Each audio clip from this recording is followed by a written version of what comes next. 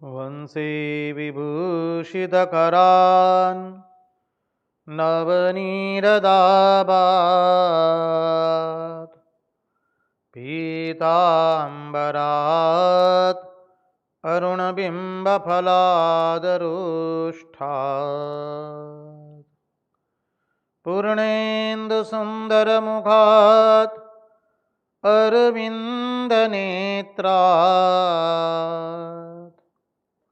कृष्णात् परं किमपि तत्त्वम् अहं न जाने। कृष्णात् परं किमपि तत्त्वम् अहं न जाने। स्वस्ति श्रीगणेशाय नमः। श्रीसरस्वत्यै नमः। श्रीगुरुभ्यो नमः। वक्रतुण्डमहाकाय सूर्यकोटिसमप्रभ निर्विघ्नं कुरु मे देव सर्वकार्येषु सर्वदा। नारायणं नमस्कृत्य नरं चैव नरोत्तमं देवीं सरस्वतीं व्यास ततो जयमुदीरयेत्। नमस्ते शारदे देवी सरस्वती मतिप्रदे वसत्वं मम जिह्वाग्रे सर्वविद्याप्रदा भव। अखण्डमण्डलाकारं व्याप्तं येन चराचरं तत्पदं दर्शितं येन तस्मै श्रीगुरवे नमः।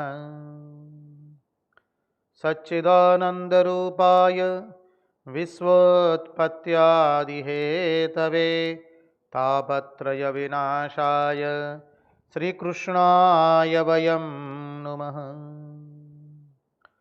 ॐ नमः परमहंसास्वादित चरणकमलचिन्मकरन्दाय भक्तजनमानसनिवासाय श्रीरामचन्द्राय विश्वसर्गविसर्गादि नवलक्षणलक्षितं श्रीकृष्णाख्यं परं धाम जगद्धाम नमामि तत्। ॐ स्थापकाय च धर्मस्य सर्वधर्मस्वरूपिणे अवतारवरिष्ठाय रामकृष्णाय ते नमः। मुगं करोति वाचालं पङ्गुं लङ्घयते गिरिं यत्कृपात्वमहं वन्दे परमानन्दमाधवम्। कृष्ण कन्हैया लाल की जय। भक्तवत्सल भगवान की जय। वृंदावन बिहारी लाल की जय। भगवान श्री राम कृष्ण देव की जय। भागवत भगवान की जय। भागवत भक्त भगवान की जय। ओम नमो भगवते वासुदेवाय। नारायण नारायण नारायण नारायण। सर्वप्रथम हम पूज्यपाद स्वामी आदि भवानंद जी महाराज जी के चरणों में हमारे सश्रद्धेय प्रणाम निवेदित करते हैं। तत्पश्चात रामकृष्ण आश्रम राजकोट के अध्यक्ष पूज्यपाद निखिलेश्वरानंद जी महाराज जी के चरणों में सश्रद्धेय प्रणाम निवेदित करते हैं। उपस्थित पूज्यपाद प्रभु सेवानंद जी महाराज एवं अन्यान्य सभी सन्यासी महात्माओं एवं विरक्तों के चरणों में हमारे सश्रद्धेय प्रणाम निवेदित करते हैं। और जो कोई भी इस दृश्य श्राव्य माध्यम से भागवत रसामृत का रसपान कर रहा है, उन सब के हृदय में निवासित उस अनंत अखंड अविनाशी परब्रह्म परमात्मा को मुहुर मुहुर वंदन करके आइए भागवत रसामृत में हम अवगाहन करें। यस्वानुभावमखिलश्रुतिसारमेकम् अध्यात्मदीपमतितीर्षतां तमोन्दम् संसारिणां करुणयाः पुराणगुह्यं तं व्याससूनुमुपयामि गुरुं मुनीनां तं व्याससूनुमुपयामि गुरुं मुनीनाम्। कृष्णाय वासुदेवाय हरये परमात्मने प्रणतक्लेशनाशाय गोविन्दाय नमो नमः। भक्तभावनारूपतु दरे रूप अनेक सर्वरूपतु जना प्रभु आदि अंत तू एक। कृष्ण कृष्ण करता थय गोपी कृष्ण स्वरूप गुरु गुरु करता शिष्यनु रहे न पूर्व स्वरूप। नारायण नारायण नारायण नारायण।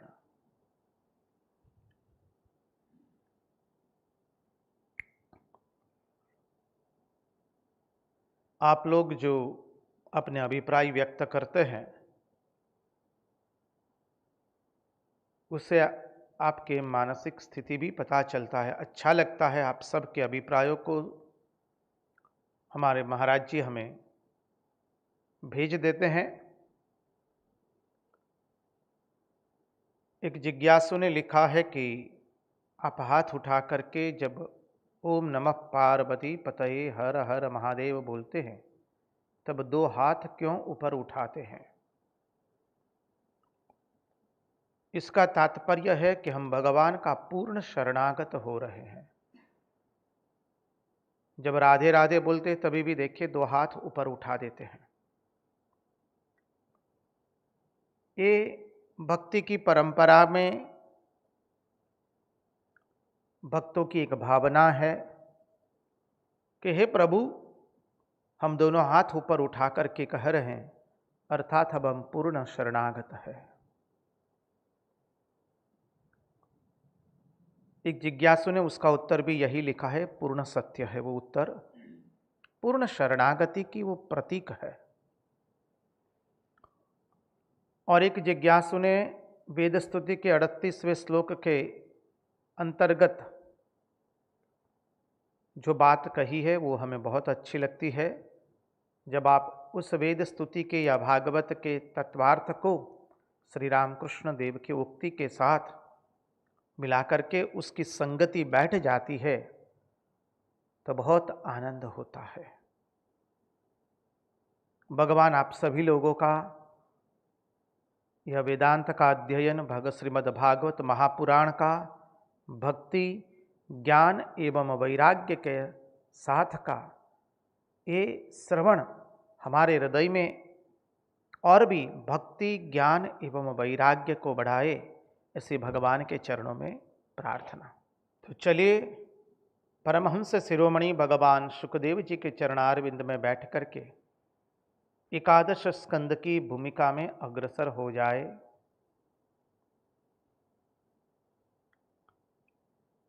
कल हमने भगवान के जो 5 रूप का वर्णन श्रीमद् भागवत महापुराण में है उसकी चर्चा उसका चिंतन कर रहे थे। परतत्व, व्यूह तत्व, विभव तत्व, अंतर्यामी तत्व एवं अंतिम है अर्चना तत्व। विभव तत्व का वर्णन करते करते हमने देखा था विभव तत्व में भगवान क्या है कि कभी कभी मनुष्य बन करके आते हैं, पशु पक्षी इत्यादि बन करके आते हैं, वह प्रगट रूप से हमारे सामने अवतार लेते हैं। वो है विभव तत्व। कभी वराह बन करके आए, कभी मत्स्य बन करके, कभी कच्छप बन करके आए, कभी वामन बन करके, कभी वराह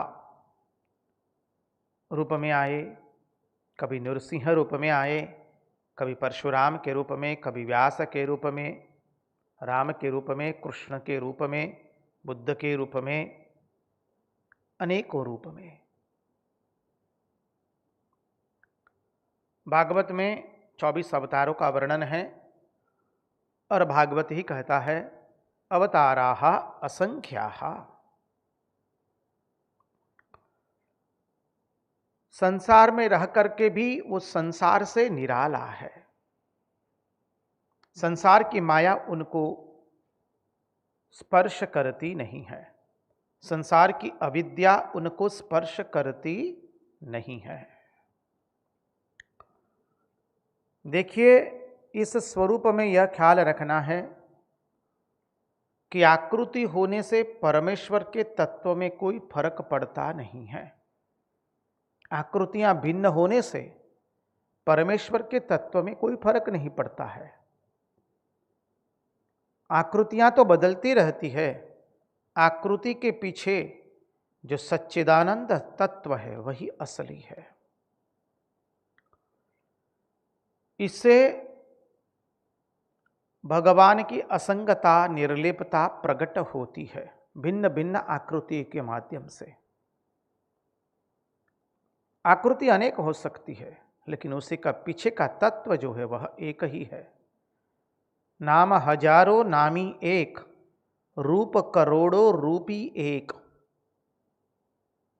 अभी अभी जो हमने चिंतन किया, भक्त भावना रूप तू धरे रूप अनेक, सर्वरूप तु जना प्रभु आदि अंत तू एक।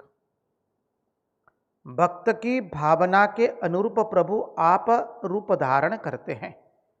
भक्त भावना रूप तू धरे रूप अनेक, आप अनेक रूप धारण करते हैं। सर्वरूप तुझना प्रभु, सभी स्वरूप तो प्रभु आप ही के है। और आदि अंत तू एक, आदि अंत में आप एक ही है।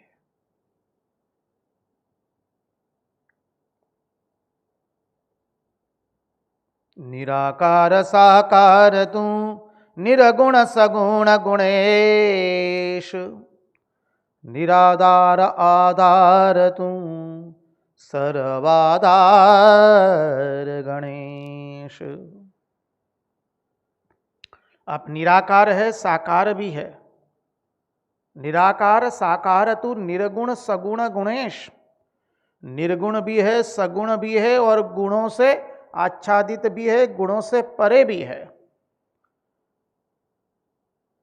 निराधारों के आधार भी आप ही है। निराधार आधार तू सर्वाधार गणेश, सबके आधार, समग्र अनंत कोटि ब्रह्मांड, ये जो सृष्टि है उसके आधार, उसका अधिष्ठान प्रभु आप ही है। तो ये हो गया विभव तत्व। अब आता है अंतर्यामी तत्व। भगवान के अंतर्यामी तत्व का भी वर्णन भागवत में है। वह क्या होता है अंतर्यामी तत्व? बोले सब जगह रहे लेकिन कोई पहचान न सके। सब जगह है, अत्र तत्र सर्वत्र वही है। हर देश में तू, हर वेश में तू, तेरे नाम अनेक बस तू एक ही है। सागर से उठा बादल बनकर, बादल से गिरा जल होकर के, फिर नहर बना नदिया गहरी, तेरे भिन्न प्रकार बस तू एक ही है। हर देश में तू, हर वेश में तू। सब जगह रहे लेकिन कोई पहचान न सके।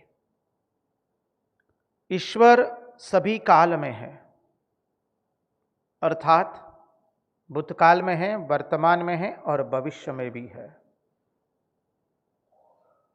ईश्वर अत्र तत्र सर्वत्र है, वहां भी है, यहां भर भी है। ईश्वर सर्व में है, आप में है, हमारे में भी है। ईश्वर अभी भी है, पहले भी था, भविष्य में भी रहेगा। तो जो पहले था, भविष्य में रहेगा और वर्तमान में भी है, जो सर्वत्र है और जो सब में है, वो ईश्वर मुझ में भी है। इस सिद्धांत का श्रवण कीजिएगा। जो ईश्वर सभी काल में है, सभी जगह में है, सब में है, वह मुझ में भी है और अभी है, यही है। वो हो गया ईश्वर का अंतर्यामी स्वरूप। अहम सर्वभूतानां हृद्देशेर्जुन तिष्ठति भ्रामयन् सर्वभूतानि यंत्रारूढ़ानि मायया।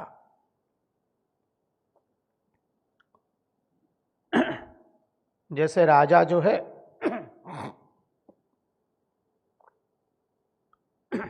नारायण नारायण नारायण नारायण, राजा अपना एक स्वरूप बदल करके, अपना एक गुप्त रूप होता है राजा का। राजा छद्मवेश में नगर भ्रमण करने को निकला है, कोई पहचान नहीं पाया।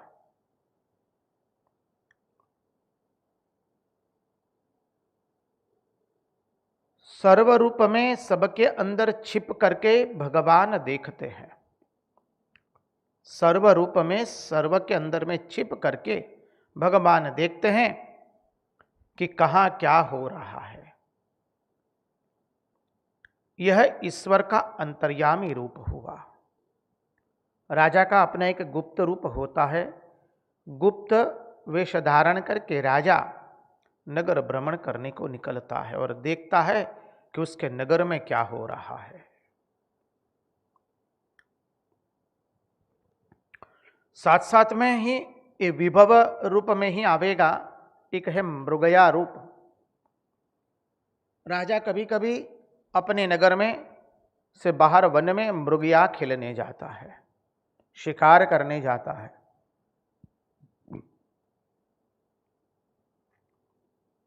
भगवान भी संहार करने के लिए आते हैं। हिरण्याक्ष का, हिरण्यकशिपु का, रावण का, कुंभकर्ण का, शिशुपाल का, दंतवक्त्र का। यह भी विभव तत्व के अंतर्गत आवेगा। और अंतिम है अर्चना तत्व।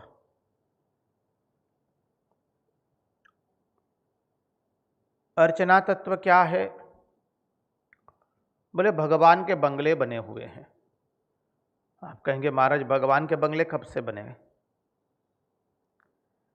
भगवान के बंगले बने हुए हैं, बोले जो वृंदावन है, मथुरा है, द्वारिका है, सोमनाथ है, चार धाम, ऊपर हिमालय के रामेश्वरम, सिंहाचलम, तिरुपति, मदुरई मीनाक्षी, समझिए ये सब जो है भगवान के तीर्थ क्षेत्र। काशी, अयोध्या, ये सब जो है वो भगवान के तीर्थ क्षेत्र है। उस तीर्थ क्षेत्र में जो भगवान के स्वरूप की पूजा होती है, वो भगवान का अर्चना तत्व है। जैसे आप लोग कभी छुट्टियों के अंदर में, गर्मी की छुट्टियों में या ठंड की छुट्टियों के अंदर में कभी कभी घूमने के लिए निकलते हैं, चले जाते हैं कोई सुंदर प्राकृतिक सौंदर्य देखने के लिए। कभी चले गए हिमाचल प्रदेश, चले गए कहीं, कभी नैनीताल चले गए। इस तरह से भगवान का ये अर्चना तत्व है। वैसे ईश्वर भी अपना महल छोड़कर के कभी कभी कहीं जाता है और कभी कभी वहां रहता है। यह ईश्वर का अर्चना रूप, वहां भगवान की पूजा होती है। वहां वह कई रूपों में रहता है। शालिग्राम के रूप में, नर्मदेश्वर के रूप में, मूर्तियों के रूप में, भिन्न भिन्न रूप में भगवान वहां रहते हैं। लोगों की रक्षा के लिए, लोगों के मन को सहारा देने के लिए, अपने मन को सहारा देने के लिए भगवान सबके घर में भी रहते हैं। इसका भी वर्णन भागवत में आता है। तो ये 5 रूप से भगवान का तत्व, 5 रूप में परमात्मा तत्व का वर्णन आता है भागवत में। परम तत्व, फिर आया विभव तत्व, परम तत्व, व्यूह तत्व, विभव तत्व, अर्चना, अंतर्यामी तत्व एवं अर्चना तत्व। इसमें क्रम मुख्य नहीं है।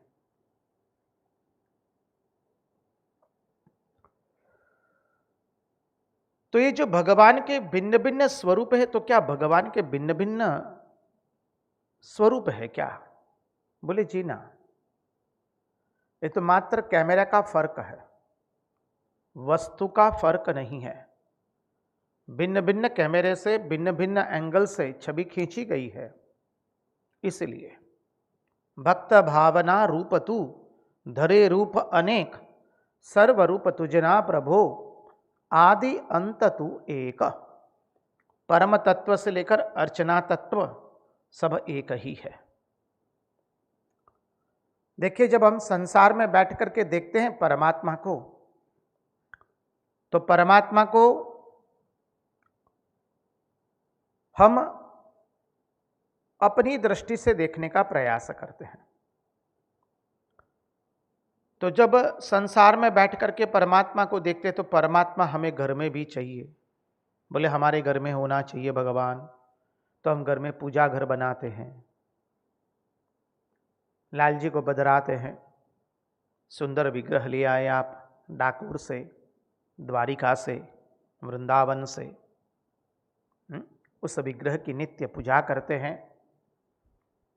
पंच देवताओं की पूजा भगवान आद्य शंकराचार्य द्वारा प्रदत्त है, तो पंच देवता की पूजा तो होनी ही चाहिए घर में। लाल जी का स्वरूप बदराया शिवजी है, माँ जगदम्बा की आराधना भी हो रही है, सूर्य नारायण की आराधना हो रही है, गणपति जी की आराधना हो रही है। समझिए, तो ये हो गया भगवान का हमारे घर में स्वरूप चाहिए, तो ये अर्चना तत्व हो गया। फिर हमें घर के बाहर भी भगवान चाहिए, तो बोले तीर्थों में चले जाइए, द्वारिका चले जाइए, डाकोर चले जाइए, वृंदावन चले जाइए, मथुरा चले जाइए, श्रीशैलम चले जाइए, सोमनाथ चले जाइए, तिरुपति चले जाइए, तिरुपति बालाजी, कन्याकुमारी चले जाइए। तो हमें तीर्थों में भी भगवान चाहिए, घर से बाहर चाहिए तो तीर्थों में भी भगवान है। और वह इतना ही नहीं है, वह ईश्वर हमें आने जाने वाला भी चाहिए। आए भी जाए भी। तो बोले अवतार धारण कर लिया, विभव तत्व। समझिए, उतना ही नहीं, हमें हमारा ईश्वर कैसा चाहिए? विचार करने वाला भी चाहिए। तो विचार करने वाला ईश्वर दे दिया, और वह सबसे निराला हो ऐसा भी ईश्वर दे दिया।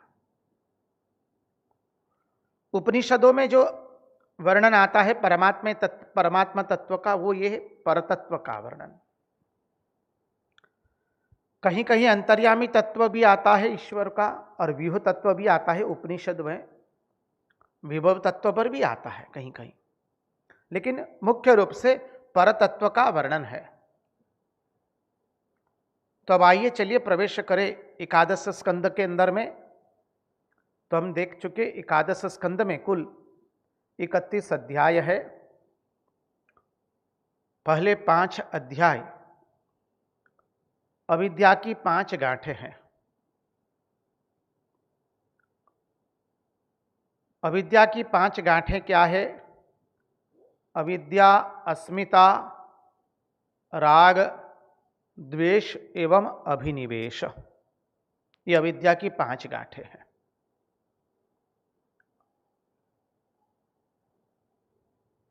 पहले 5 अध्यायों में ये 5 अविद्या की गांठों से मुक्त करने के लिए ये पहले 5 अध्याय है। देखिए, अविद्या की 5 गांठें, वैसे ही विद्या की 5 पर्व भी है। अविद्या की 5 गांठें, अविद्या, अस्मिता, राग, द्वेष एवं अभिनिवेश। वैसे ही विद्या के 5 पर्व, वैराग्य, सत्संग, विवेक, भक्ति एवं तत्वज्ञान, ये 5 विद्या के पर्व हो गए। अब देखिए,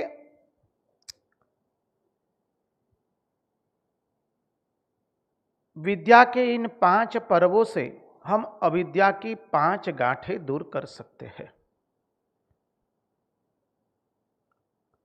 और इसीलिए अविद्या की 5 गांठों का वर्णन किया गया। अविद्या, अस्मिता, राग, द्वेष एवं अभिनिवेश।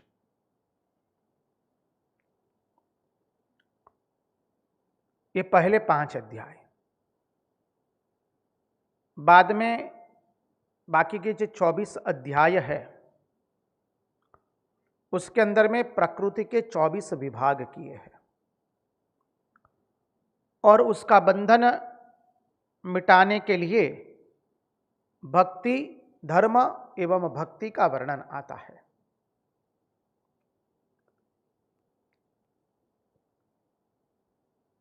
चौबीस अध्यायों में प्रकृति का जो 24 विभाग है उसका वर्णन है, और प्रकृति का बंधन मिटाने के लिए धर्म एवं भक्ति का वर्णन है।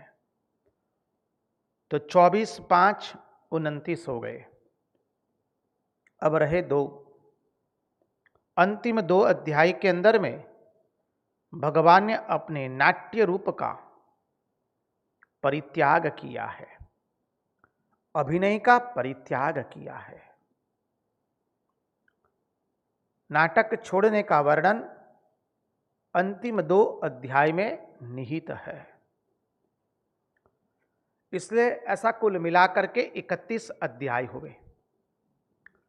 इसलिए इस स्कंद का नाम मुक्ति स्कंद कहा गया है। अब हम धीरे धीरे करके देखें, प्रयास करें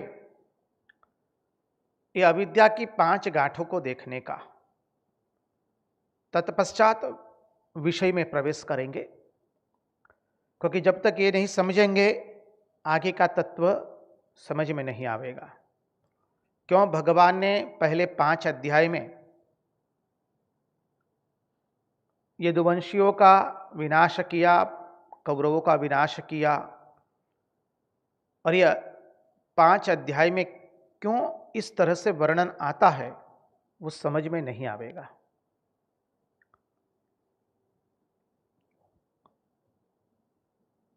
तो पहले अविद्या, अस्मिता, राग, द्वेष एवं अभिनिवेश।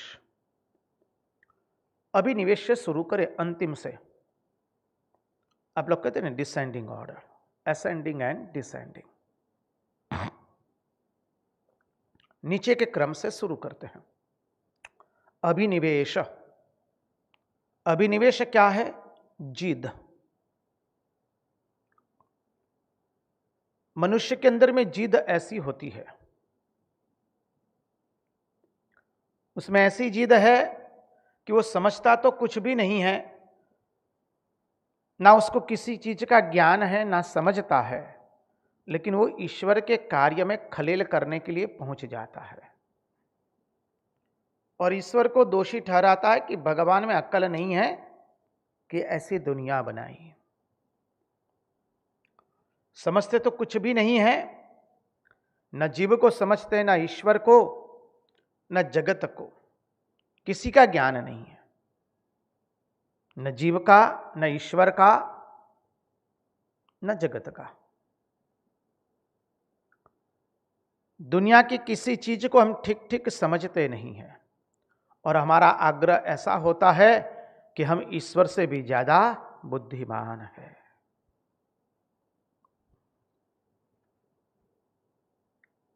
अधिकांश लोग आपको ऐसे ही मिलेंगे जो ईश्वर को भी, ईश्वर से भी स्वयं को अधिक बुद्धिमान समझते हैं, जिद के कारण। इसका व्यवहारू अर्थ भी समझ लीजिए। मनुष्य अपनी जिद के लिए न क्या नहीं करता है। अपनी जिद को पूरी करने के लिए मनुष्य आकाश पाताल एक करने का प्रयास करता है। 3 हट तो आप जानते ही है, बाल हट, नारी हट, राजा हट और साधु की भी हट होती है। तो ये 3 हट है, 4 हट एक तरह से। ये जीद है। मनुष्य अपनी जीद पूर्ण करने के लिए धर्म अधर्म का सहारा लेता है, न करने का सब कुछ करता है। यह है अभिनिवेश। फिर है द्वेष।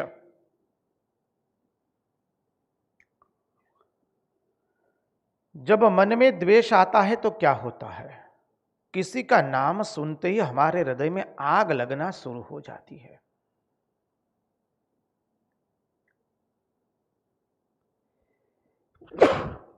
नारायण नारायण नारायण नारायण नारायण। आज जरा જોઈ લેજે ને, શક્ય હોય તો બંધ કરી દે। नारायण नारायण नारायण नारायण।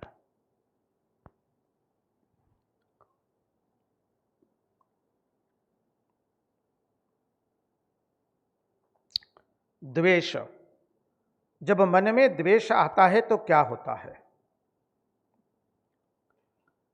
हमारा हृदय दूसरे का नाम सुन के ही जलता है, हृदय में आग उभरती है।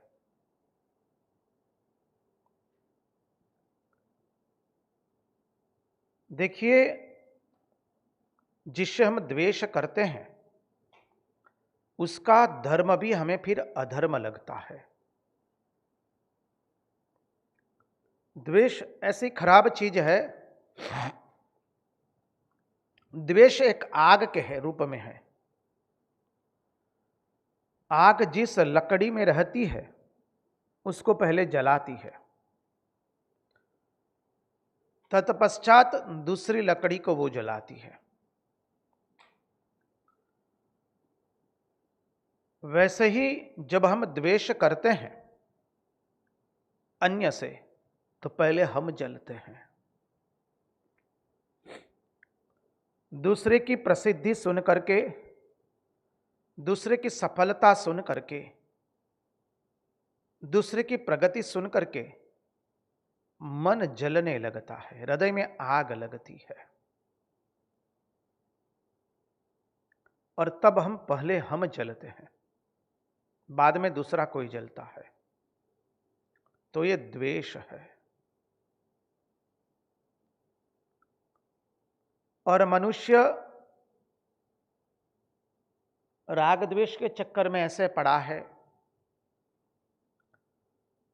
कि वो सतत जलता रहता है।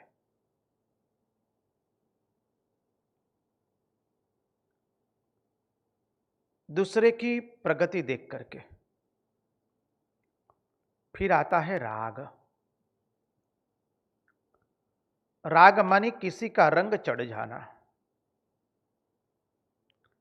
मनुष्य के ऊपर में किसी का रंग चढ़ गया।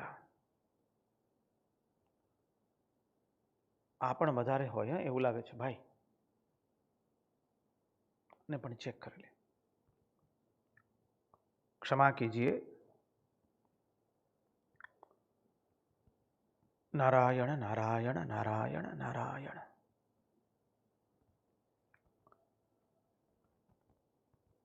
राग अर्थात किसी का रंग हमारे पर चढ़ जाता है।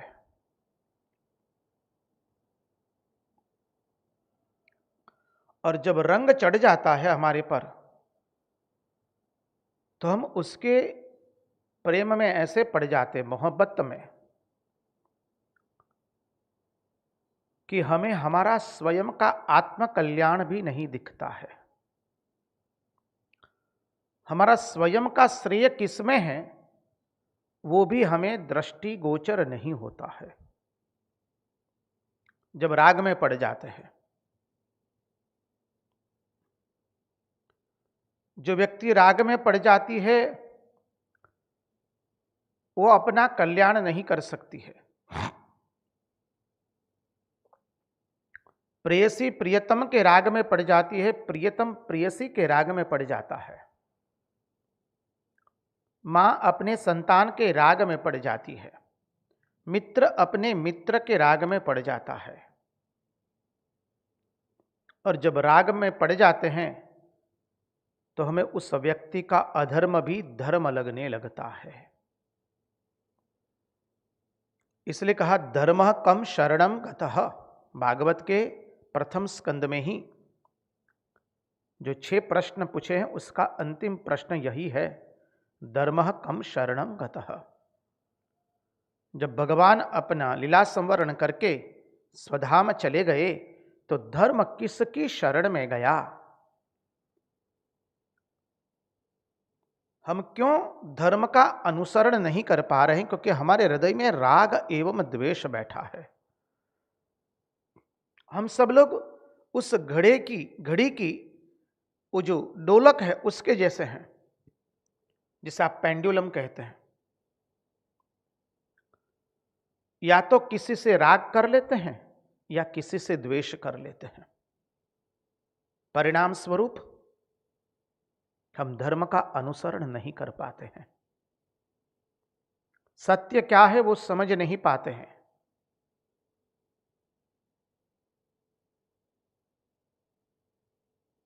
फिर आता है अस्मिता।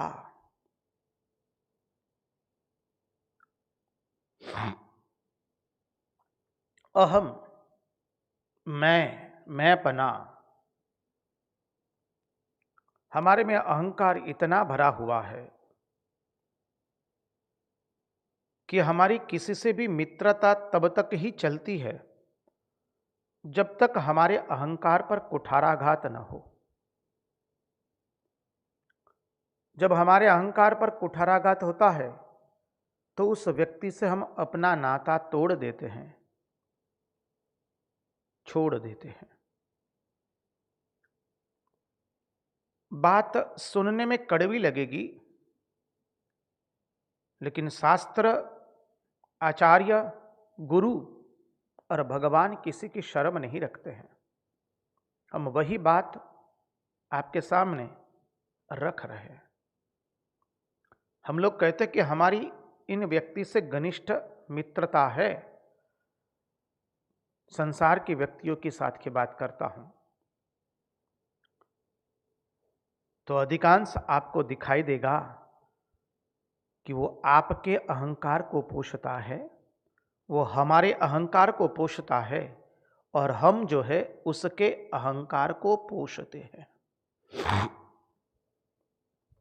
अधिकांश यही होता है, इससे अतिरिक्त कुछ होता नहीं है। वो हमारे अहंकार को पोषते हैं, हम उनके अहंकार को पोषते हैं।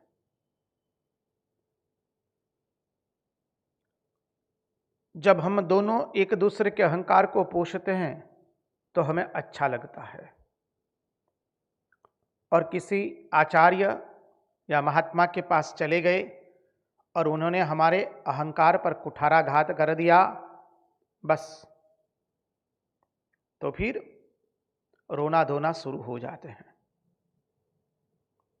ये परिस्थिति आ जाती है।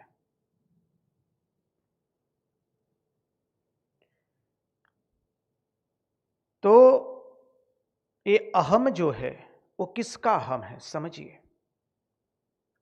ये शरीर का अहम, ये 3.5 हाथ का जो शरीर है, थोड़ा चिंतन करेंगे, ये तो शास्त्र भी कह देता है माता पिता के मैल से अतिरिक्त और कुछ भी नहीं है। इसके पर क्या अहम करने का। सौंदर्य का अहम क्या है, शरीर का अहम क्या है, बुद्धि का अहम क्या है। हमारे में बुद्धि ही कितनी है। बुद्धि तो इतनी सुंदर है कि ईश्वर का त्याग करके हम प्रपंच में पड़ चुके हैं। यही हमारी बुद्धि की पहचान है। अब उसे बुद्धि कहेंगे क्या। अरे बुद्धि ऐसी है कि ईश्वर की कथा छोड़ करके हम जगत के प्रपंच की कथा कर रहे हैं, या पर निंदा करते हैं या पर चर्चा करते हैं, या इस जगत जो सतत परिवर्तनशील होने वाला है, परिवर्तनशील है, उसकी चर्चा में व्यस्त रहते हैं। क्या इस बुद्धि की हम प्रशंसा करें क्या।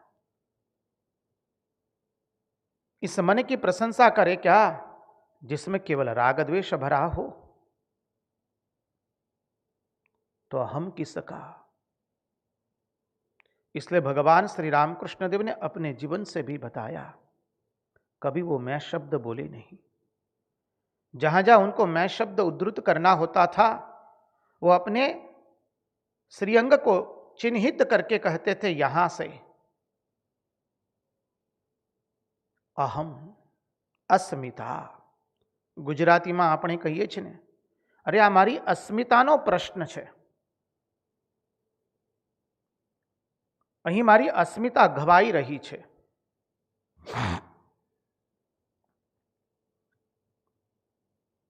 और अंत में आता है अविद्या। एक तरह से अविद्या प्रथम है। अविद्या के कारण ही ये सब हुआ। इसकी संगति मिला लीजिए वेद स्तुति के साथ से। वेद स्तुति में हमने देखा था अविद्या के कारण हमारे मन में संकल्प विकल्प आया, और उस संकल्प विकल्प के कारण हमारे मन में कर्ता एवं भोक्तापन आया, और कर्ता भोक्ता के कारण हमारे मन में राग द्वेष आया, और वासनाओं का बवंडर शुरू हुआ। तो मूल बात है ये अविद्या के कारण। इसलिए पहले अविद्या लिखी गई है। अविद्या, अस्मिता, राग द्वेष, अभिनिवेश। अविद्या क्या है। हम अपने आप को दूसरे से परिच्छिन्न समझते हैं, यही अविद्या है। हम अपने आप को इस देह तक अपने आप का परिचय हमने सीमित कर दिया है। परिचय पूछा जाता है तो कहते कि मम नाम यह है, मम गोत्र यह है।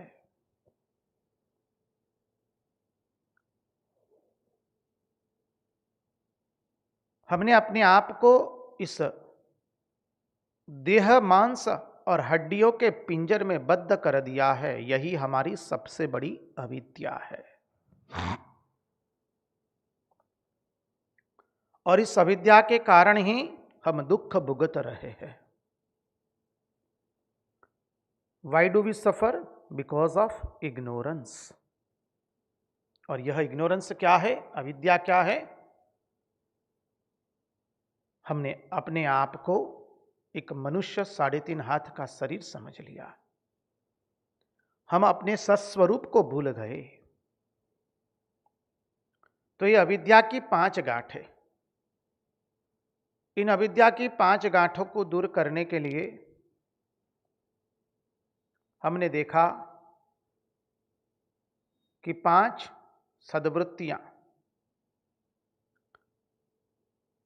वैराग्य, सत्संग, विवेक, भक्ति एवं तत्वज्ञान, विद्या की 5 वृत्तियां, उसका आश्रय लेना पड़ेगा। एक का आश्रय लेकर दूसरे को काटना होता है। जैसे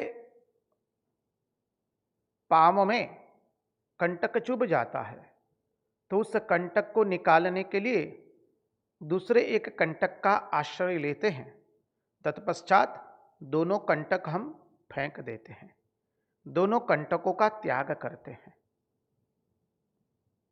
उसी तरह से इन अविद्या की 5 गांठों को खोलने के लिए हमें विद्या की 5 वृत्तियों का आश्रय लेना पड़ता है। और वह है जो अभी अभी हमने देखा, वैराग्य, सत्संग, विवेक, भक्ति एवं तत्वज्ञान।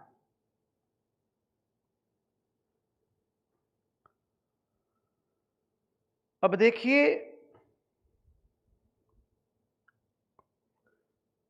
ये जो मुक्ति का अर्थ क्या है, जो मुक्ति स्कंद है, मुक्ति का अर्थ क्या है?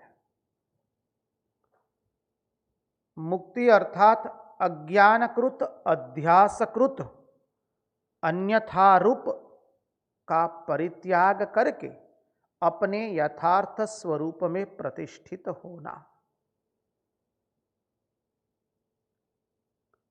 अज्ञानकृत अध्यासकृत अन्यथारूप का परित्याग करके अपने यथार्थ स्वरूप में स्थित होना, प्रतिष्ठित होना। अज्ञानकृत अध्यासकृत, अध्यास क्या हो गया है? अज्ञान से अध्यास हुआ है। अभी अभी हमने देखा अविद्या। अध्यास क्या हुआ कि हमने अपने आप को ये 3.5 हाथ का शरीर समझ लिया, अपने को जन्म मृत्यु वाला समझ लिया। हमारा जो स्वरूप है सतस्वरूप, चित्त स्वरूप एवं ज्ञान स्वरूप, सच्चिदानंद स्वरूप, उसी को हम विस्मरण कर बैठे और अपने को समझ लिया कि मेरा को एक काल में जन्म हुआ है। अब जब जन्म समझा तो मृत्यु अनिवार्य है। अपने आप को परिच्छिन्न समझ लिया, अध्यास से।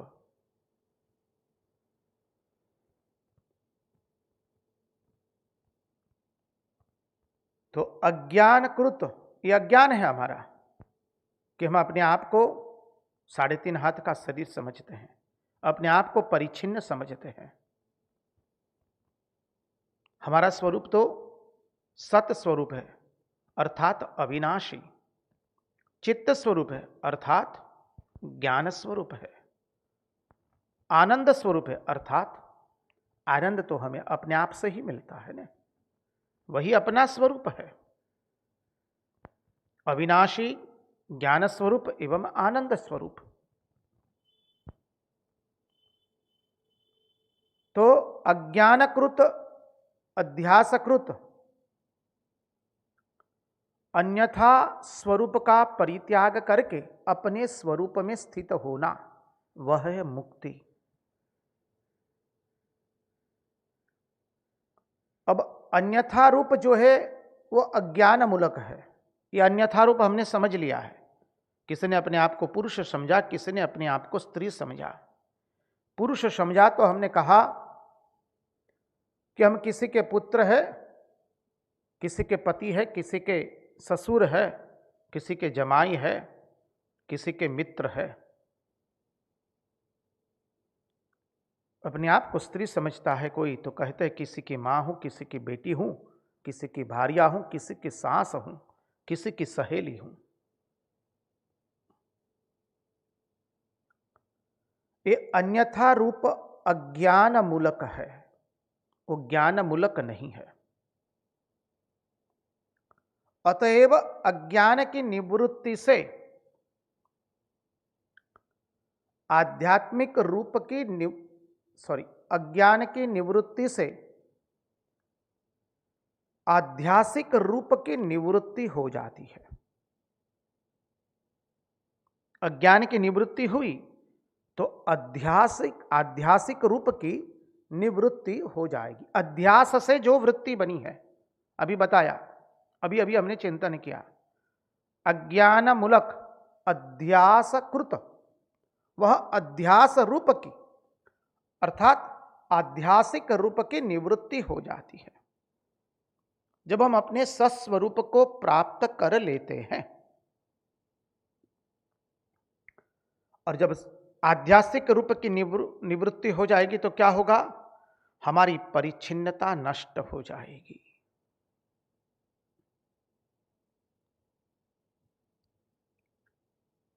इसलिए मां शारदा देवी कहती है, बेटा शांति चाहो तो किसी के दोष मत देखो, दोष देखो स्वयं के। हमने अनेकों बार चर्चा किया इस भागवत के अंदर में। इस शब्द का रहस्य दूसरी पंक्ति में है, जगत में कोई पराया नहीं है, जगत है तुम्हारा अपना।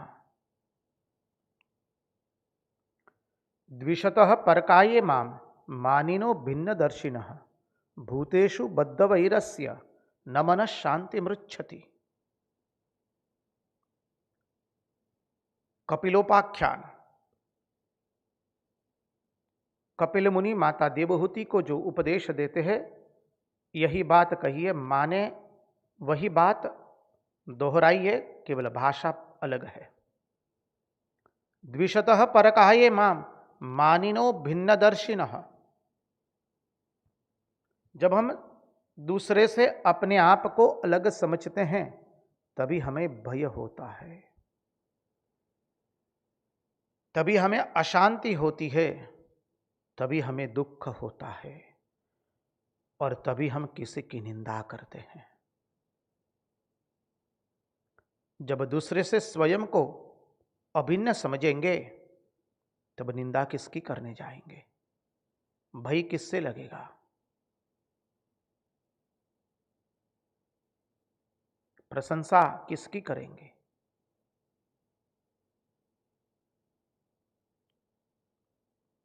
जहां पे देखो वहां पे साहेब वो नंगा चंगा छिपा रहा है। अत्र तत्र सर्वत्र अपना ही स्वरूप दिखाई देगा। तो अज्ञान की निवृत्ति से आध्यासिक रूप की निवृत्ति हो जाती है, और जब आध्यासिक रूप की निवृत्ति होती है तो क्या होता है? हमारा परिच्छिन्नता का भ्रम टूट जाता है। तो इस अविद्या निवृत्ति से उपलक्षित स्वप्रकाश अधिष्ठान ही मुक्ति का अभिप्रेत अर्थ है। शब्द को ध्यान से श्रवण कीजिए। अविद्या निवृत्ति से, जब अविद्या की निवृत्ति हो गई तो क्या हो गया? उपलक्षित स्वप्रकाश अधिष्ठान। हमारा अधिष्ठान कैसा है? स्वप्रकाश है। अभी अभी हमने श्रवण किया है।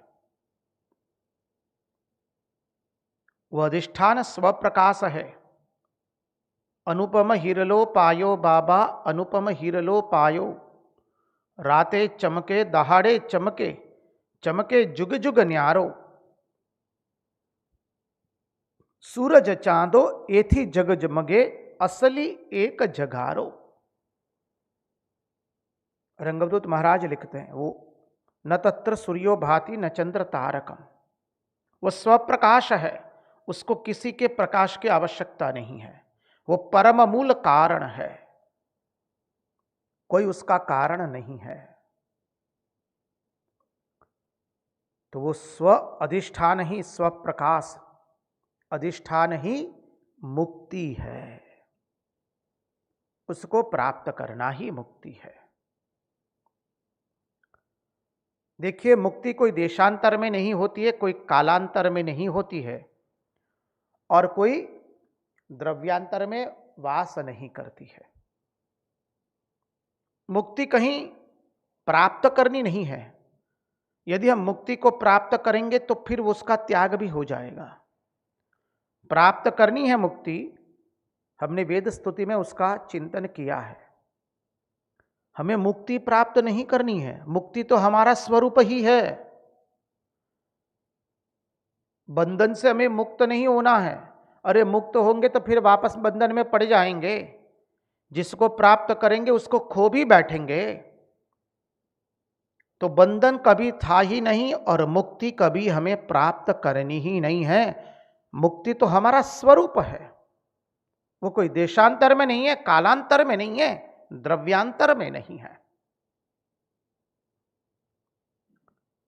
अज्ञान के कारण ही हमें मुक्ति जो है अप्राप्ति सी भासती है, लगती है। इसलिए पहले अविद्या आई, तत्पश्चात अस्मिता राग द्वेष एवं अभिनिवेश। अतः उस अज्ञान की निवृत्ति हो जाने पर मुक्ति स्वरूप अपना स्वरूप आत्मा ही रह जाता है। आइए इसी के अंतर्गत जो भजन है पूज्यपाद रंगवदूत महाराज जी का, अनुपम हिरलो पायो बाबा, अनुपम हिरलो पायो, उसका श्रवण करें। महाराज जी से नम्र निवेदन रहेगा, कृपा करके उस भजन का रसास्वादन कराइए। तत्पश्चात आगे के चिंतन में प्रवृत्त होंगे।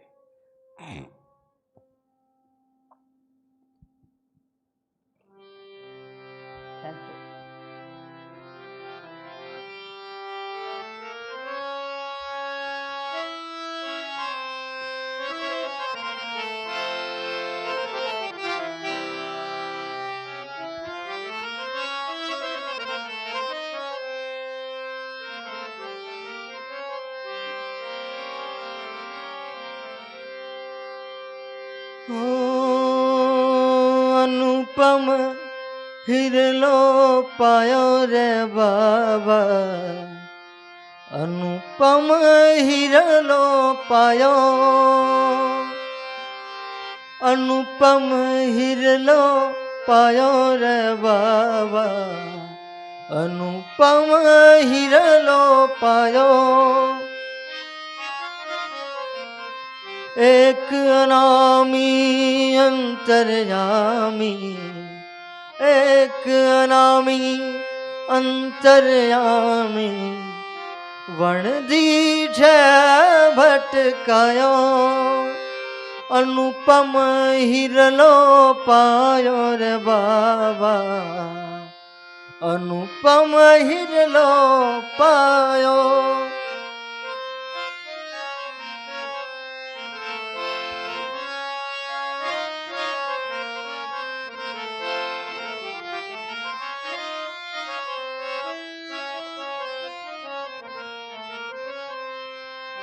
रातें चमके दहाड़े चमके, चमके जुग जुग न्यारो, ओ रातें चमके दहाड़े चमके, चमके जुग जुग न्यारो, चमके जुग जुग न्यारो।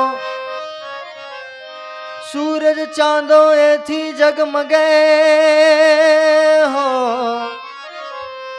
सूरज चांदो एथी जगमगे, असली एक जगारो बाबा, अनुपम हिरलो पायो, अनुपम हिरलो पायो रे बाबा, अनुपम हिरलो पायो।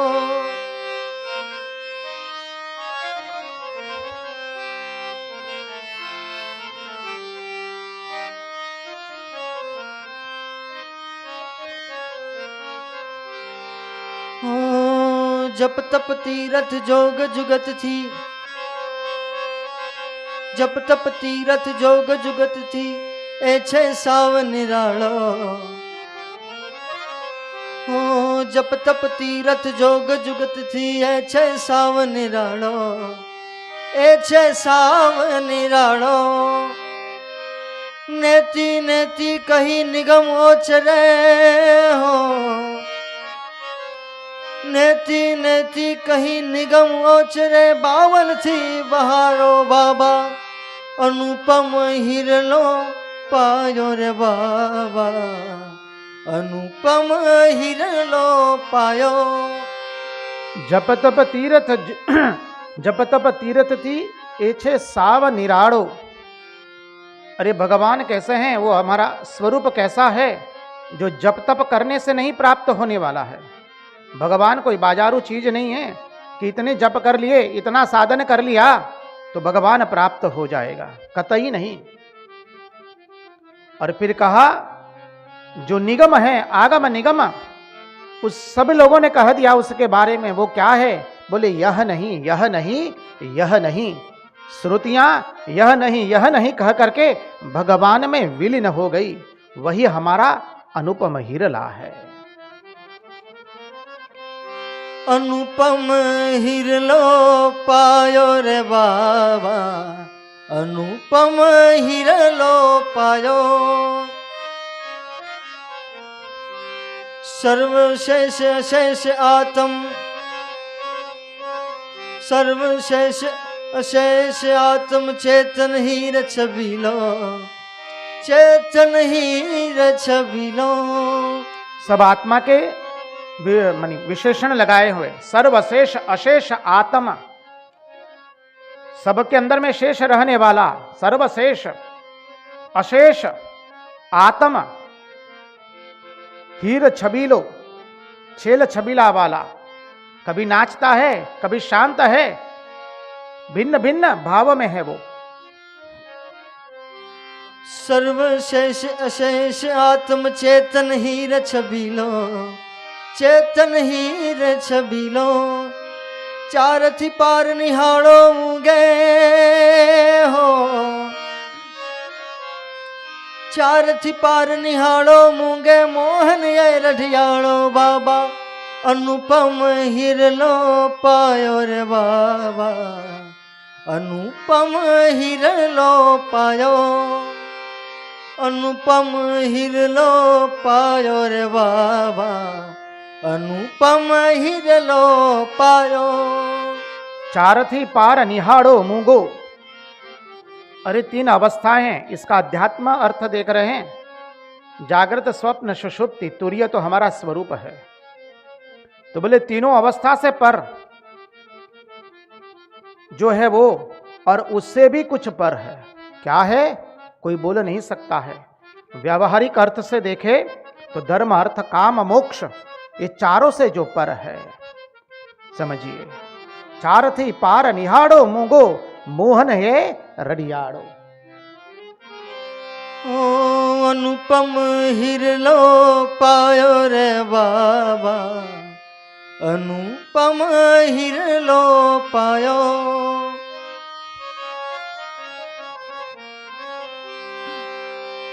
हूँ तू ते मां बोलन हारो,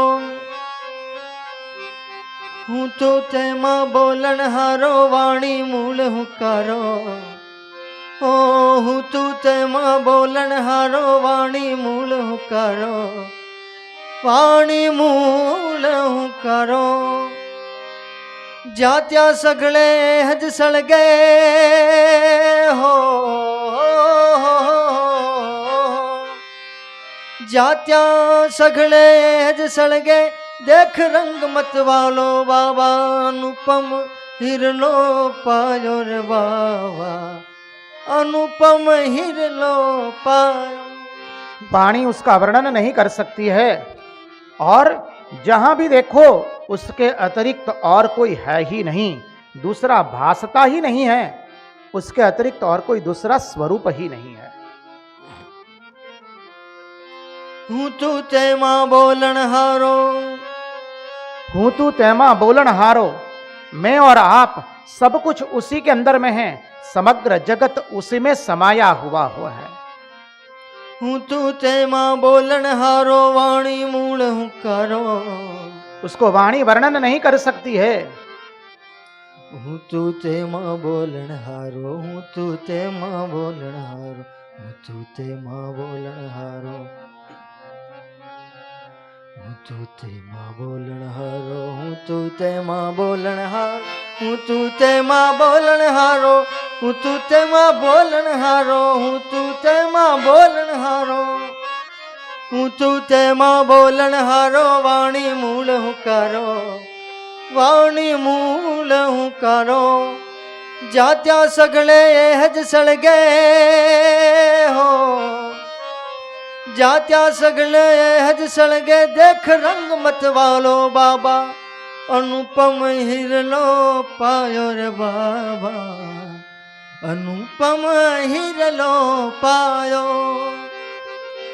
अनुपम हिरलो पायो रे बाबा, अनुपम हिरलो पायो। एक अनामी अंतर्यामी, एक अनामी अंतर्यामी, वन दीठ भटकायो, अनुपम हिरलो पायो रे बाबा, अनुपम हिरलो पायो, अनुपम हिरलो पायो, अनुपम हिरलो पायो, अनुपम हिरलो पायो। कृष्ण कन्हैया लाल की जय। कृष्ण कन्हैया लाल की जय। तो चलिए अभी हम हमारे चिंतन के अंदर में आगे प्रवेश हो जाएं। तो देखिए, अभी अभी हमने देखा मुक्ति का अर्थ क्या है। मुक्ति कोई प्राप्त करने की चीज नहीं, वो हमारा स्वरूप है। अब वैराग्य का विचार करें। वैराग्य में क्या है? देखिए, हमने दसम स्कंद के 90 अध्याय में देखा और पूरे दसम स्कंद में भी देखा कि द्वारिका का वैभव कितना है। इतने उद्यान थे, इतने सुंदर महल थे, 3,88,00,000 आचार्य थे पढ़ाने के लिए। जहां पर महाराजा उग्रसेन की सेना एक नल के बराबर थी, अर्थात 10 ट्रिलियन। समझिए अब कितने लोग बसे होंगे, सोच लीजिए। यादवों का विस्तार भगवान ने कितना किया है। बड़े बड़े महल थे, समृद्धि अपार थी। श्री कृष्ण ने जो द्वारिका का निर्माण किया, समृद्धि का निर्माण किया, उसके जैसा समृद्धि और कोई निर्माण नहीं कर सकता है। भगवान ने उन सब से वैराग्य दिखाया है। श्री कृष्ण के जीवन में राग भी है और वैराग्य भी है, और अंत में श्री कृष्ण वैराग्य में प्रतिष्ठित होते हुए दिखाई देते हैं। हम देखेंगे जब प्रथम अध्याय का और उसमें पहले जो 5 श्लोक है उसका विस्तृत रूप से चिंतन करेंगे। अभी तो भूमिका बांध रहे हैं। श्री कृष्ण के जीवन में राग भी है, वैराग्य भी है। वृंदावन में राग बताया, और जब वृंदावन का त्याग किया तो मुड़ करके भी देखे नहीं है, फिर कभी लौटे नहीं वृंदावन। वैराग्य दिखाया है। अपने वंश का विस्तार किया, यादव कुल का इतना विस्तार किया।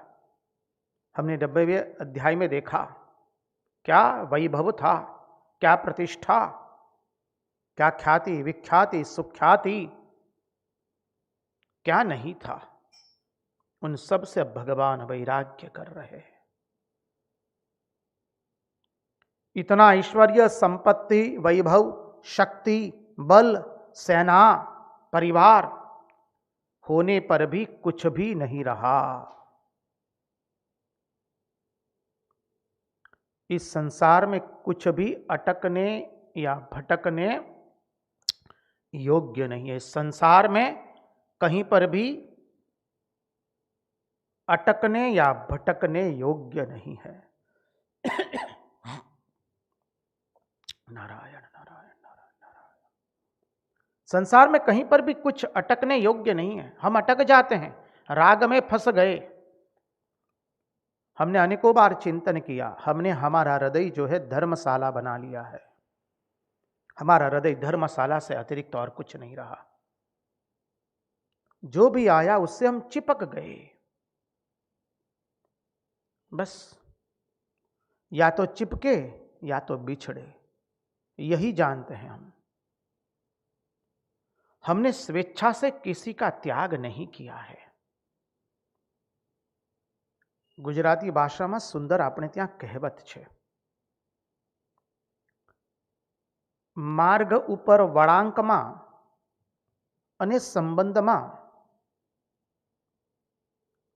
અવાજ કરતા પ્રતિસાદ ન મળે તો સમજવું કે ત્યાંથી વળાંક લેવાનો સમય આવી ગયો છે, પાછા વળવાનો સમય આવી ગયો છે। वड़ांक के संबंध में अवाज करता प्रतिसाद न सांपड़े तो समझવું કે ત્યાંથી वड़ांक लेवानो समय आवी गयो छे। मार्ग पर जा रहे हैं आप और मोड़ पर आपने आवाज किया, कोई प्रतिसाद नहीं मिला या संबंध में प्रतिसाद नहीं मिला तो समझ लीजिए वहां से अब मुड़ने का समय आ चुका है।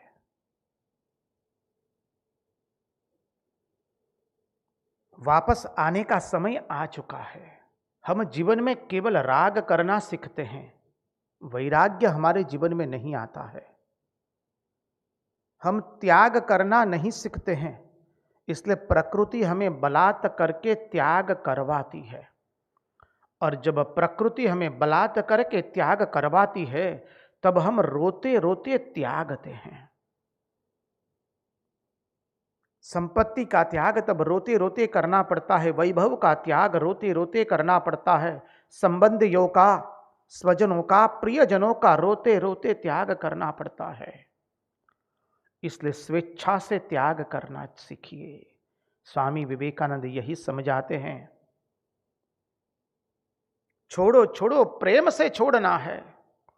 प्रकृति हमसे छुड़वाए उसके पहले हम स्वतः अपनी इच्छा से छोड़ देंगे, तब हम आनंद से छोड़ते हैं। तो श्री कृष्ण ने अपने जीवन में वैराग्य भी परिपूर्ण रूप से दिखाया है। जो प्रथम अध्याय है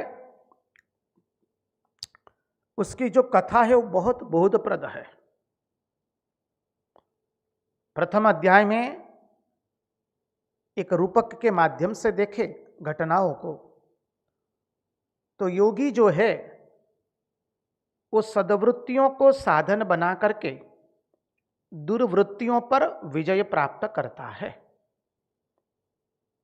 साधक भक्त योगी अपने जीवन में दुर्वृत्तियों पर विजय कैसे प्राप्त करता है? सद्वृत्तियों का आश्रय लेकर के।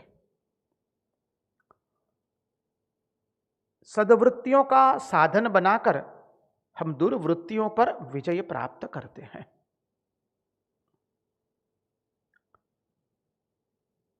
सद्वृत्ति भी शांत एवं विक्षिप्त, उसमें भी दो प्रकार है।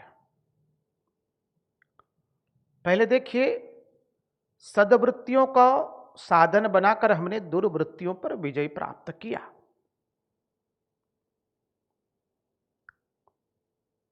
काम, क्रोध एवं लोभ है।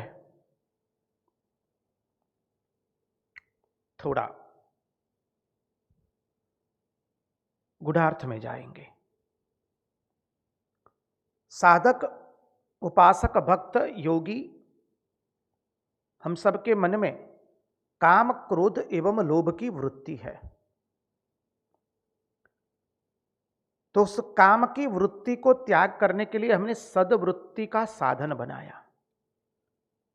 काम के आगे ब्रह्मचर्य रख दिया। ब्रह्मचर्य का अर्थ आप सब लोग जानते हैं, सामान्य अर्थ आप सब लोगों को विदित है, शक्ति का संचय करके शक्ति का ऊर्ध्व गमन करना।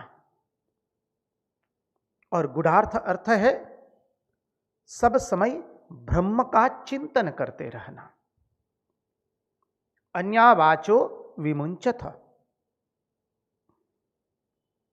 सभी मनुष्यों में वो एक शक्ति है, ओजस है, ओजस को परिचालित करना उच्च ध्येय के लिए, और सर्व समय उच्च ज्ञान के अंदर में, उच्च चिंतन में अपने मन को रखना। जो हम कहते हैं ना, प्रभु हमारे मन की मति, गति और रति आपके चरणों में बनी रहे। तो असद्वृत्तियों पर विजय प्राप्त करने के लिए हमने सद्वृत्तियों का साधन बनाया। काम, काम के आगे हमने ब्रह्मचर्य रखा। क्रोध, क्रोध के आगे हमने शांति रखी। क्रोध जब आता है तो पहले हम जलते हैं, बाद में दूसरे को हम जलाते हैं।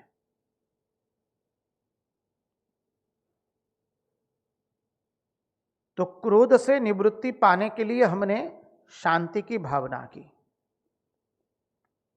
जीवन में सब कुछ हमारे अनुकूल ही होना चाहिए ऐसा आवश्यक नहीं है। कुछ ऐसी चीजें होती है जिस पर हमारा कोई अंकुश नहीं होता है और उसका हमें स्वीकार करना पड़ता है। व्यावहारिक दृष्टि से देखें, हम अध्यात्म दृष्टि से अभी नहीं देख रहे इस बिंदु को। कौन सा बिंदु? कि जीवन में कुछ कुछ ऐसे घटनाएं हैं जिस पर हमारा स्वयं का कोई अंकुश नहीं होता है। कहां हमने जन्म लिया, हमारी चमड़ी का रंग कौन सा बना है, हम जन्म से ही हमारे शरीर के अंदर में कोई अंग की कमी है या नहीं, इन सब बातों पर हमारा कोई अंकुश नहीं है। और जिस पर हमारा कोई अंकुश नहीं होता है उस पर रोना धोना करने से कुछ मिलने वाला नहीं है।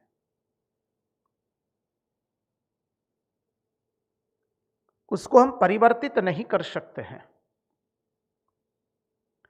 अभी जो कोविड-19 पैंडेमिक चल रहा है, सारा विश्व इससे ग्रस्त है। कोई नहीं चाहता है, लेकिन फिर भी आ गया है। हम उसको परिवर्तित नहीं कर सकते हैं। हमें परिवर्तित करना है स्वयं को। जब बाहर की परिस्थिति को हम परिवर्तन नहीं कर सकते तो हमें हमारी भीतर में से परिवर्तन लाना है। Change should come from with in.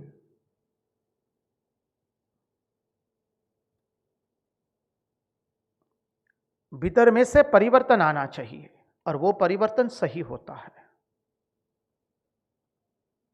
उसी तरह से क्रोध जब हमें आता है तो हमें चिंतन करना है कि सब कुछ हमारी इच्छा से नहीं होगा। हम जैसा कहेंगे वैसा लोग नहीं करेंगे। दूसरे तो छोड़ दीजिए, स्वजन नहीं करते, संतान नहीं करते हैं। अरे वो भी छोड़ दीजिए, हमारे मन को हम एक कहते हैं और मन दूसरा करना चाहता है। हमारा मन ही हमारा कहना नहीं मानता है, तब दूसरे क्या मानेंगे। मन को कहा कि सतत भगवान नाम स्मरण करो, लेकिन मन प्रपंच की बातें लेकर के रहना चाहता है। अब किसके पर क्रोध करेंगे? तो क्रोध के आगे शांति की भावना लाइए इस तरह से। लोभ के आगे त्याग की भावना लाइए। देखिए, परमात्मा श्री कृष्ण, हमारे पूर्ण पुरुषोत्तम भगवान श्री कृष्ण, उनका जीवन देखिए, क्या वैभव था। द्वारिका का वैभव कितना है। 16,108 पटरानियां हैं। प्रत्येक पटरानी से 10-10 पुत्र उत्पन्न हुए हैं। नाम, यश, कीर्ति, आकांक्षा, जाहो जहलाली, वैभव, संपत्ति, कीर्ति अपार है। सबका परित्याग कर रहे हैं। गोपियों के प्रेम को जब वृंदावन का त्याग किया तो मुड़ करके भी देखा नहीं है। प्रत्येक क्षण वो राग और वैराग्य दोनों दिखा रहे हैं। हमारे जीवन में ये आता नहीं है। इसकी संगति लगा दीजिए। हमने भागवत में चर्चा की है, प्रवृत्ति एवं निवृत्ति। इसी की संगति लगेगी श्री रामकृष्ण देव के वही उपदेश से जो कथामृत में प्रथम मुलाकात में ही लिखा गया है। संध्यानो लई गायत्री मां थाई छे, गायत्री नो लई ओमकार मां। संध्या का लय गायत्री में होता है और गायत्री का लय ओमकार में होता है। हमें प्रवृत्ति करते करते निवृत्ति की ओर बढ़ना है। हम भोग भुगतते हैं त्याग करने के लिए।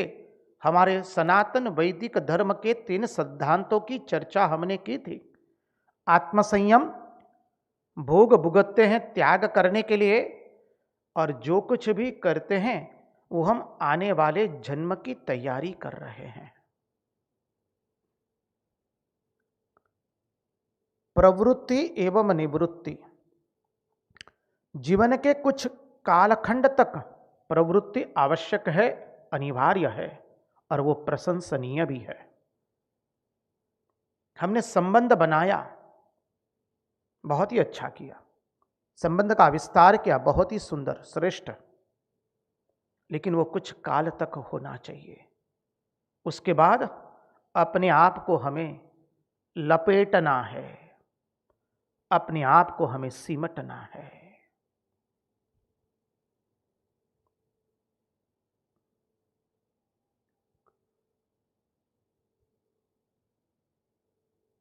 गुजरात के अंदर में तो उत्तरायण पर्व बहुत सुंदर तरीके से मनाते हैं।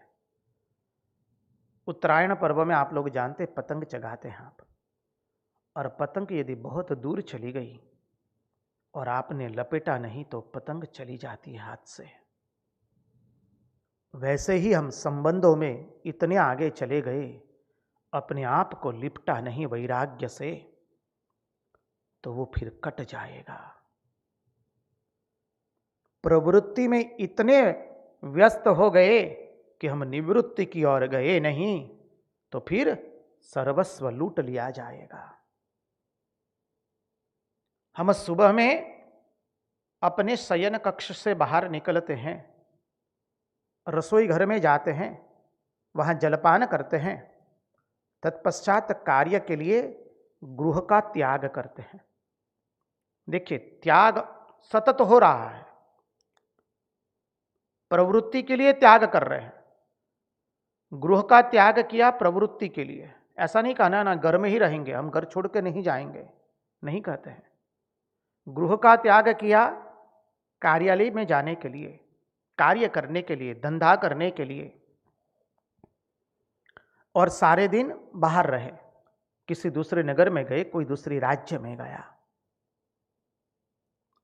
रात्रि होते ही 8-9 बजे तक आप वापस आ जाते हैं, पुनः घर पर लौट आते हैं। क्या करते हैं?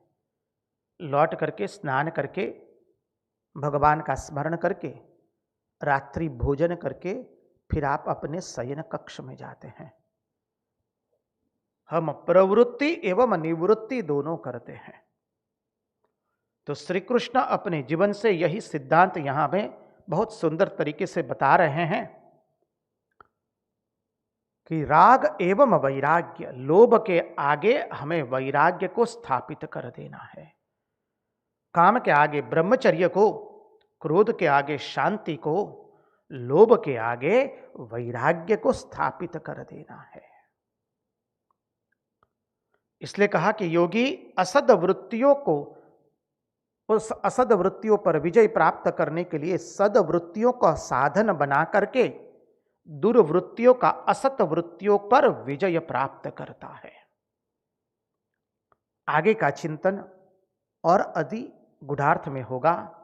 आज इन्हीं की वाणी, उन्हीं की वाणी, उन्हीं के चरणों में समर्पित करते हुए भगवान से प्रार्थना करते हैं, प्रभु हमारे मन की मति, गति और रति आपके चरणों में बनी रहे। कृष्ण कन्हैया लाल की जय, भक्तवत्सल भगवान की जय, सब संतन की जय, सब भक्तन की जय। ओम नमः पार्वती पतये हर हर महादेव हर।